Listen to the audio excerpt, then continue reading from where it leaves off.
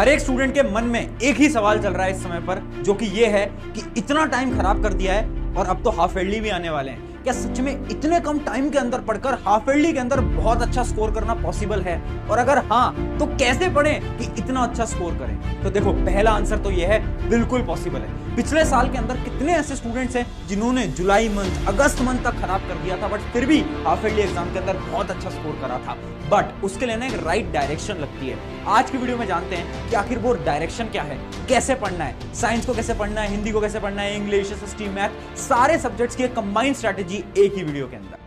सो hi everyone, मेरा नाम है Prashant, mentor of thousands of students, और आज बात कर रहे हैं जुलाई से हाफ ईयरली की एक ऐसे रोड मैप के ऊपर जो कि आपकी प्रिपरेशन को चेंज कर देगा। अगर आप क्लास 9th और क्लास 10th के स्टूडेंट हो और डर रहे हो ना कि भैया इतना टाइम खराब हो गया, क्या होगा, भैया लोग तो ऐसे हैं, टॉपर्स तो ऐसे हैं जिन्होंने समर वेकेशन के अंदर मैथ और साइंस का सिलेबस खत्म कर दिया है। आपके स्कूल के अंदर भी ऐसे टॉपर्स होंगे जिन्होंने मैथ साइंस तो समर वेकेशन में कर दिया है और तुमने तो समर वेकेशन वेस्ट कर दिया।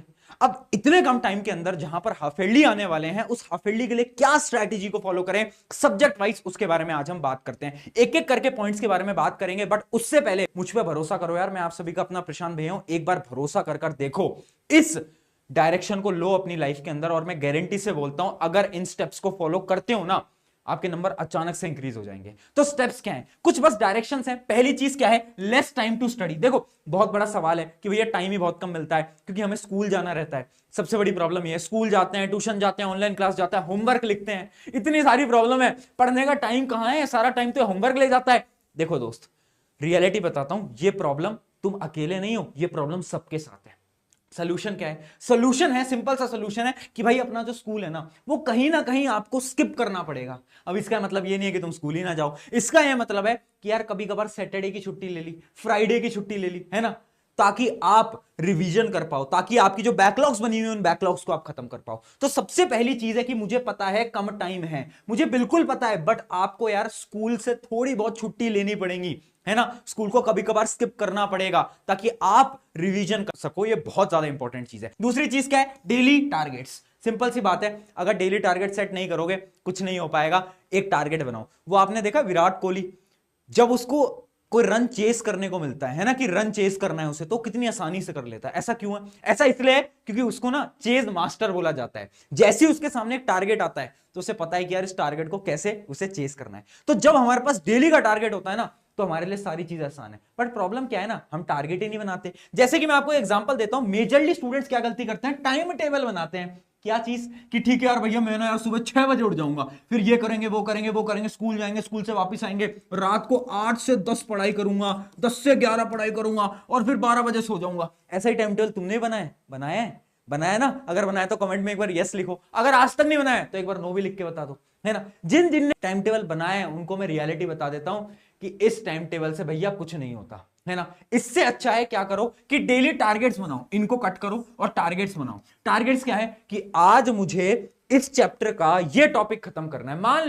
लो तुम क्लास 9 के स्टूडेंट हो, तुम मोशन पढ़ रहे हो, तो मोशन का मुझे एक टॉपिक खत्म करना है, ये है आपका पहला टारगेट। फिर दूसरा टारगेट लिखो, और उन टारगेट्स को खत्म करने से पहले नींद नहीं लेनी। समझ पाए? तो क्या करना है? एक टारगेट लिस्ट बनाओ और उन टारगेट्स को अचीव करो। टाइम टेबल मत बनाओ, टाइम टेबल बहुत बेकार चीज होती है। अगली प्रॉब्लम क्या है? कल कब करेंगे? खुद से ना सवाल पूछना पड़ेगा, है ना। कितनी बार हम रात को सो जाते हैं ये बोल के कल कर लेंगे यार, आज नहीं हो पाया, कल तो करना है, बट कल कब? कितने समय से तुम यही बोल रहे हो ना यार खुद से, है ना। कब तक झूठ बोलना है कि कल कर लेंगे, परसों कर लेंगे, तरसों कर लेंगे? यार एग्जाम ना दरवाजे पे आ गया है। अब थोड़ा बहुत हमें स्ट्रिक्ट होना पड़ेगा, थोड़ी बहुत हमें मेहनत लगानी पड़ेगी। तो कल करेगा बहाना तो अब कोई बोलेगा नहीं, है ना। और जब भी मन में आए ना कि कल कर लेंगे, खुद से पूछना कल कब करेंगे, टाइम कहां है कल, है ना। इस वजह से यह बहाना तो खुद से देना नहीं है। अगला पॉइंट देखते हैं, only study according to the syllabus. एक बहुत इंपॉर्टेंट चीज, मैं बहुत सारे स्टूडेंट्स को देख रहा हूं आजकल, वो क्या कर रहे हैं ना, बहुत सारी डिफरेंट बुक्स को भी लगा रहे हैं, है ना। कुछ ऐसी बुक्स जिनकी शायद नीड नहीं है ना। अगर तुम R D Sharma, R S Agarwal ले रहे हो और तुमने एनसीईआरटी सॉल्व नहीं करी है, कोई मतलब है उस बुक का? नहीं है। पहले एनसीईआरटी तो कर लो यार, फिर दूसरी बुक्स लेंगे ना हम। तो अपने सिलेबस के अकॉर्डिंग पढ़ो, क्योंकि मैंने ये भी देखा है कि बहुत सारे ट्यूशंस के अंदर, स्कूल्स के अंदर बहुत सारी एक्स्ट्रा चीजें भी पढ़ाई जाती हैं जो कि आपके बोर्ड एग्जाम में एक्चुअली में है ही नहीं, है ना। तो आपको फोकस्ड रहना है कि आप उतना पढ़ो जितना आपसे पूछा जाने वाला है, आप सिर्फ उतना पढ़ो जितना आपके लिए नीडेड है। ये चीज बहुत ज्यादा इंपॉर्टेंट है ना। और भैया क्या क्या चीजें हमारे लिए नीडेड है, तो देखो पहली चीज होती है आपके लिए, आपको पता है एनसीईआरटी, इससे बड़ी इंपॉर्टेंट चीज तो कोई है ही नहीं। अभी सब्जेक्ट वाइज स्ट्रेटेजी बताऊंगा, सुनते चलो। उसके अलावा क्या होता है, आप ना कोई क्वेश्चन बैंक ले सकते हो, क्योंकि जो क्वेश्चन बैंक होता है जिसके अंदर पीवाईक्यू वगैरह हो, ये बहुत इंपॉर्टेंट होता है। और लास्ट में आपके लिए होता है सैंपल पेपर। बस इतनी चीजें आप कर लोगे ना, कोई अलग किताब लगाने की जरूरत ही नहीं है ना। तो कोई बुक की आपको जरूरत ही नहीं पड़ेगी अगर आप इस रोड मैप पे चल रहे हो। तो बहुत सारी चीजें नहीं पढ़नी, कम चीजें पढ़नी है, बट बार बार पढ़नी है, रिवीजन बार बार करना है, काम हो जाएगा। और बहुत बार ये सवाल भी आता है कि भैया question bank, previous year question, ये हम कहां से लेंगे। आपको पता है यार, है ना, आपके प्रशांत भाई की ये वन शॉट बुक है, साइंस की मैंने लिखी है, एसएसटी की दिगराज सर ने ऐसी, मैथ इंग्लिश की भी है, एक पूरा का पूरा बंडल आता है, आप लोगों के लिए बनाई थी और आप लोगों ने बहुत प्यार भी दिखाया अमेजोन पे, बेस्ट सेलर 1 पे भी। बट ना मुझे ऐसा लगा कि यार बहुत सारे स्टूडेंट्स अब भी बच गए हैं जो कि उसे अफोर्ड नहीं कर सकते, तो उनके लिए तुम्हारी रिक्वेस्ट के बाद सिर्फ एक दिन के लिए 24 घंटे के लिए, इस वीडियो के 24 घंटे तक एक ऑफर हम रन कर रहे हैं, जिसमें कि आपको जो बुक है पूरी बंडल का जो प्राइस है उस पर 40% ऑफ देंगे, 40%, है ना। क्योंकि हमने इस किताब को हर एक गांव, हर तक घर तक पहुंचाना चाहते हैं, इसलिए इसकी कॉस्ट हमने बहुत कम कर दी है। सिर्फ एक दिन के लिए कर सकते हैं, उससे ज्यादा करेंगे तो दिक्कतें हो जाएंगी, है ना। फिर हमें हमारी जेब से बहुत पैसे बढ़ने पड़ जाएंगे, क्योंकि जो आप कॉस्ट उसकी आप देखोगे ना अमेजोन पे जाकर, लिंक मैं डिस्क्रिप्शन में दे दूंगा, तो जो प्रिंटिंग कॉस्ट होती है उससे भी कम है। तो इस वजह से यार आपके लिए कराए। और ये जो वन शॉट बुक है इसके अंदर माइंड मैप्स भी हैं, बहुत अच्छी किताब है, प्रीवियस ईयर क्वेश्चंस भी हैं, बहुत सारी अच्छी अच्छी चीजें हैं, तो आप जरूर लेना, मैं लिंक डिस्क्रिप्शन में दे दूंगा, ठीक है। तो अगर आप इतना करते हो एनसीईआरटी ये बुक, तो इनफ है, तो इनफ है, ठीक है। अब बढ़ते हैं हम एक एक सब्जेक्ट वाइज स्ट्रैटेजी। सबसे पहले साइंस की बात करते हैं, साइंस में आपको पढ़ाता भी हूं। तो देखो साइंस में फिजिक्स होता है, केमिस्ट्री होता है, बायोलॉजी होता है। फिजिक्स में क्या करना है, सबसे पहले है study formula plus concept plus numerical. गलती हम कहां करते हैं ना, 9th और 10th के बच्चे हैं, है ना, हम गलती ये करते हैं कि हम ना सिर्फ और सिर्फ कॉन्सेप्ट पकड़ रहे हैं, न्यूमेरिकल नहीं लगा रहे। कुछ बच्चे सिर्फ न्यूमेरिकल लगा रहे हैं, कॉन्सेप्ट नहीं पकड़ रहे। अरे भाई पहले थ्योरी समझो। थ्योरी कैसे समझोगे, वन शॉट लेक्चर से। फिर न्यूमेरिकल लगाओ ना बैठ के, मस्त लगाओ, जितने क्वेश्चन लगा सकते हो उतने लगाओ। फॉर्मूले कैसे याद करोगे, फॉर्मूलों के लिए याद रखना है, एक फॉर्मूला शीट बना लो यार, है ना। बहुत सारे ऐसे स्टूडेंट्स हैं जिनको मैं रिकमेंड भी करता हूं, तुम भी ये काम कर लो। अगर तुम्हें फॉर्मूला याद नहीं होते, एक पेपर लो, पेपर के ऊपर सारे फॉर्मूले लिख दो, है ना, सारे फॉर्मूले। अगर तुम क्लास 10th में हो, लाइट के, इलेक्ट्रिसिटी के, सारे फॉर्मूले लिख दो, है ना, और उसको चिपका दो। डेली आते जाते देखोगे, याद रहेंगे, याद रहेंगे, याद रहेंगे, ठीक है। अगला पॉइंट क्या है, NCERT reading is not necessary. Physics के लिए स्पेसिफिकली एनसीईआरटी नहीं भी पढ़ोगे तो भी चल जाएगा, एनसीईआरटी इंपॉर्टेंट है, बट फिजिक्स के लिए नहीं पढ़ते चल जाता है काम, को इतनी ज्यादा इंपॉर्टेंट नहीं है। क्वेश्चंस प्रैक्टिस और कॉन्सेप्ट। अगला क्या है, अगली है हमारी केमिस्ट्री। केमिस्ट्री बहुत इंपॉर्टेंट है और एनसीईआरटी भी भैया बहुत इंपॉर्टेंट है।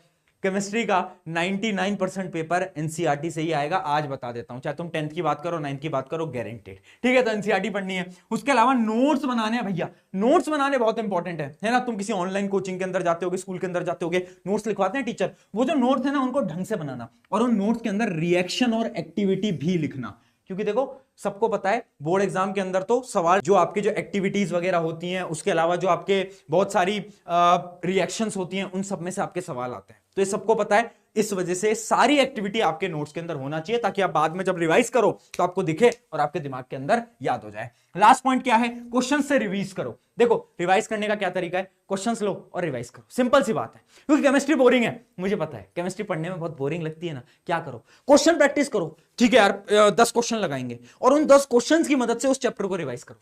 समझ पाए, समझ पाए, ये मेथड बहुत इंटरेस्टिंग है। बोरिंग जो तुम्हें रिवीजन बोरिंग लगता है ना, इस मेथड से खत्म हो जाएगा। अगली चीज करते हैं हमारी बायोलॉजी, जो कि बच्चों को, कुछ बच्चों को बहुत प्यारी है, कुछ बच्चों को बहुत बेकार लगती है। पहली चीज यार, एक शॉर्ट नोट्स बना लो प्लीज, है ना। मुझे नहीं पता तुम अपने ट्यूशन कोचिंग के अंदर तुमने नोट्स बनाया नहीं बनाया, मैं बस तुमसे इतना बोल रहा हूं, हर चैप्टर के शॉर्ट नोट्स बना लो। शॉर्ट नोट्स क्या होते हैं, एक पूरे चैप्टर को 2 पेज के अंदर लिखना, सिर्फ 2 पेज के अंदर। एक चैप्टर है लाइफ प्रोसेस, उसको 2 पेज के अंदर तुम लिखोगे तो वो होंगे शॉर्ट नोट्स। कैसे लिखोगे, उसके इंपॉर्टेंट पॉइंट्स को लिखो और शॉर्ट नोट्स बनाओ, जब तुम रिवाइज करोगे, बहुत इंपॉर्टेंट चीज है। अगला पॉइंट क्या है, डायग्राम एमसीक्यू। डायग्राम प्रैक्टिस करने सबको पता है, बताने की जरूरत नहीं है।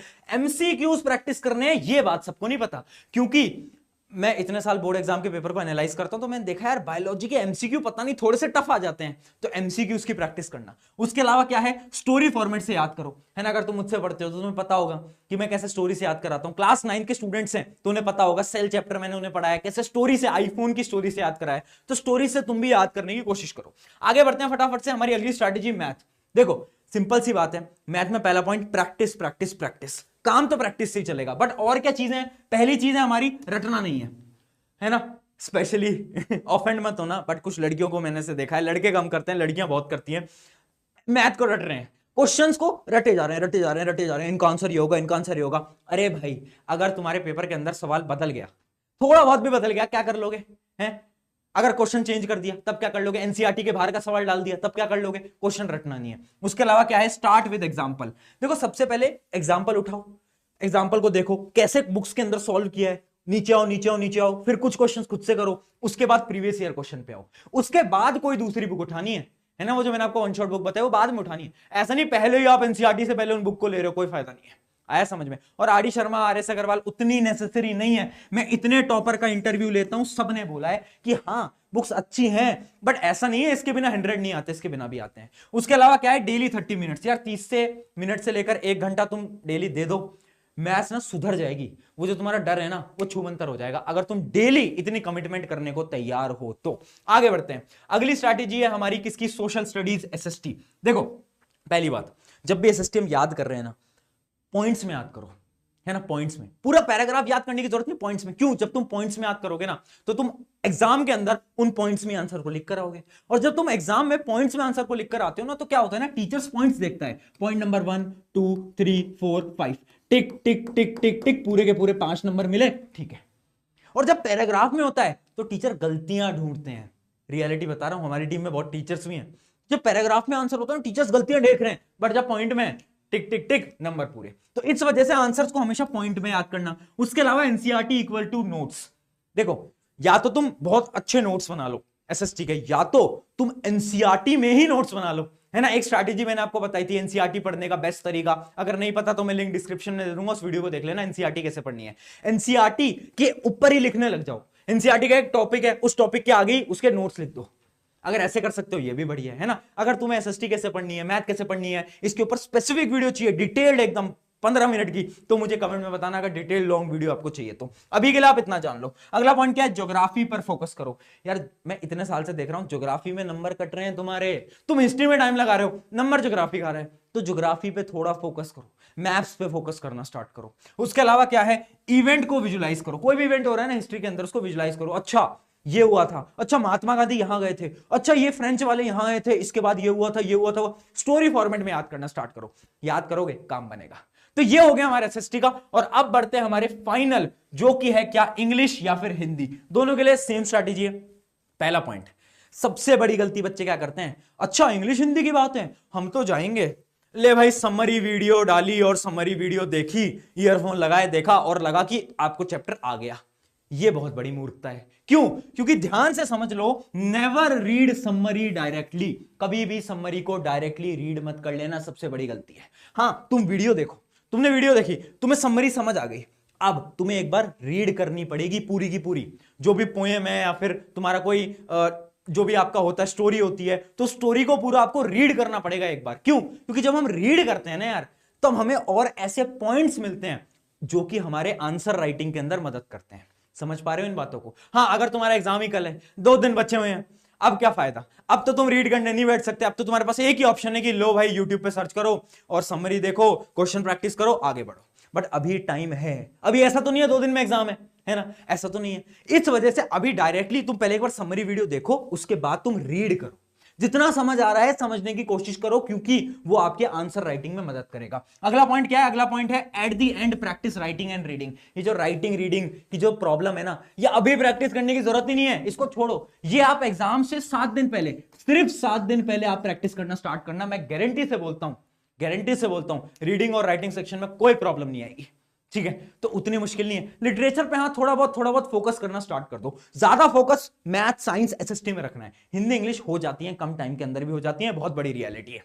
ठीक है, तो एक पूरा का पूरा रोड मैप है, बड़ी वीडियो थी, इंटरेस्टिंग वीडियो थी, और अगर इसको फॉलो कर लिया ना, मैं गारंटी से बोलता हूं, वो जो तुम शुरू में सोच रहे थे ना कि हाफ ईयरली कैसे होगा, इतना कम टाइम बचा है भाई, हमने तो लेट पढ़ना स्टार्ट करा है, ये सारी प्रॉब्लम खत्म हो सकती है अगर तुम ऐसे पढ़ते हो। बट रियलिटी ये भी है कि कितने बच्चे इस वीडियो को देखेंगे बट फॉलो कितने करेंगे। तो एक बार खुद से सवाल पूछो, क्या मैं इसे फॉलो करने वाला हूं, करने वाली हूं, है ना?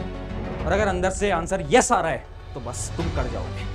ऑन दिस नोट, शुक्रिया एवरीवन, मेरा नाम है प्रशांत, मिलते हैं नेक्स्ट वीडियो के अंदर, टेक केयर, बाय।